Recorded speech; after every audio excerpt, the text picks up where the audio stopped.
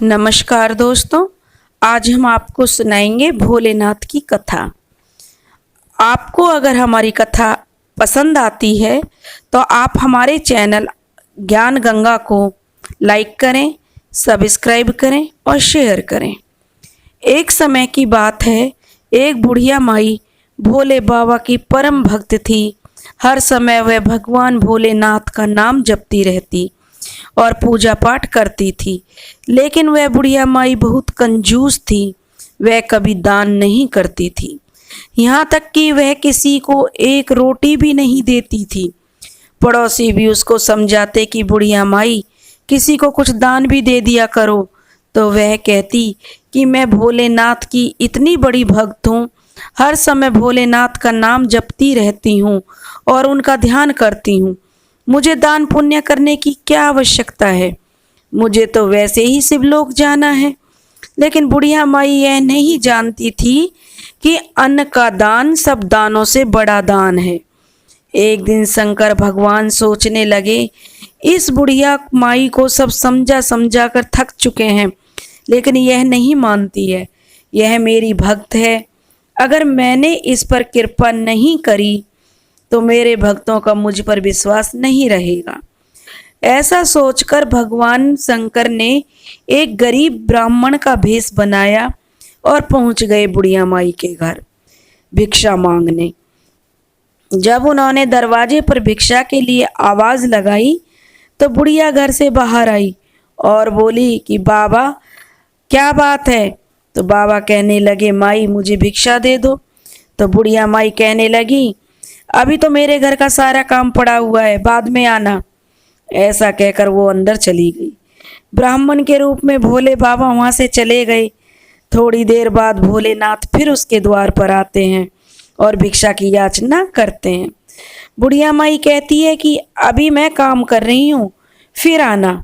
एक बार फिर शंकर भगवान को लौटना पड़ा। अब रात के समय भगवान शिव उसके द्वार पर भिक्षा मांगने पहुंच जाते हैं। तो बुढ़िया माई उन्हें यह कहकर टाल देती है कि अब जो भोजन मैंने बनाया था वो सब खत्म हो चुका है, अब कुछ नहीं बचा है, तुम बाद में आना। अब भगवान शिव सोचते हैं कि चलो कल कोशिश करके देखते हैं। ऐसा सोचकर भोले बाबा अगले दिन सुबह फिर बुढ़िया माई के द्वार पर पहुंचते हैं और भिक्षा मांगते हैं और कहते हैं, हे बुढ़िया माई मुझे कुछ खाने को दे दो, मैं कई दिनों से भूखा हूँ, कुछ तो दे दो। माई ऊपर वाला आपको देगा। अब बुढ़िया को गुस्सा आ जाता है और भोलेनाथ के रूप में आए ब्राह्मण को खरी खोटी सुनाने लगती है और कहने लगते तुम्हारे जैसे कितने भिक्षा मांगने आते हैं, और ऐसा कहकर उन्हें दुत्कार कर वहां से भगा देती है। शंकर जी सोचने लगे कि यह बुढ़िया नहीं सुधरेगी। ऐसा सोचकर भगवान भोलेनाथ वहां से चले जाते हैं। अब कुछ समय बाद वह दिन भी आ गया जब बुढ़िया को लेने यम के दूत आ जाते हैं। यम के दूतों को देखकर बुढ़िया माई बोली, मुझे तो शिवलोक जाना है। यम के दूत बोले, बुढ़िया माई ऐसा तुमने कौन सा काम किया है जो तुम्हें शिवलोक मिले। तब बुढ़िया माई बोली, मैं सुबह से लेकर शाम तक भोलेनाथ का नाम जपती हूँ, उनकी पूजा पाठ करती हूँ, इसलिए मुझे शिवलोक ले जाओ। तब यम के दूत बोले, बुढ़िया माई शिव का नाम जपने के साथ साथ अच्छे कर्म भी करने पड़ते हैं। अब बुढ़िया माई जो रोने लगी कि एक बार मुझे मेरे शंकर भगवान से मिलवा दो। तब यम के दूत बुढ़िया को लेकर शिवलोक पहुंचे। शिवलोक पहुंचकर बुढ़िया भगवान शिव के पैरों में गिर गई और कहने लगी, प्रभु मैं तो सुबह शाम शिव भक्ति करती हूँ, फिर भी मुझे शिवलोक क्यों प्राप्त नहीं हो रहा। भगवान भोलेनाथ बोले, बुढ़िया माई तूने कभी किसी भूखे को खाना नहीं खिलाया, अन्नदान महादान होता है, कभी किसी को एक दाना भी दान नहीं किया, तो आपको शिवलोक कैसे मिले। मैं भी तुम्हारे द्वार पर भिक्षा मांगने आया था, पर तुमने तो मुझे ही धुतकार कर भगा दिया, भिक्षा में एक दाना भी नहीं दिया। अब बुढ़िया माई रोने लगती है और क्षमा याचना करने लगती है।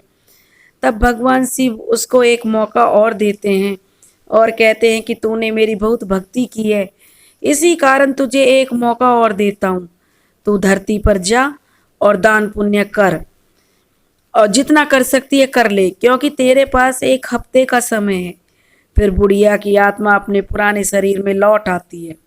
अब बुढ़िया के घर में जो भी मांगता भिखारी आता, बुढ़िया उसे खीर पूड़ी तरह तरह के पकवान बनाकर खिलाती। रोज भोजन बनाकर भूखे गरीब भिखारियों में बांट कर आती। इस तरह एक हफ्ते में बुढ़िया ने खूब धर्म कर्म और दान पुण्य किया। अपने मरने से पहले उसने थाली लोटे से लेकर अन्न धन सब कुछ दान किया। अब एक हफ्ते बाद उसके मरने पर भोलेनाथ की कृपा से उसे शिवलोक की प्राप्ति हुई। इसलिए दोस्तों, अपने जीवन काल में अपनी सामर्थ्य के अनुसार धर्म कर्म करना चाहिए, क्योंकि यही हमारे साथ जाता है। बोलो शिव शंकर भोलेनाथ की जय।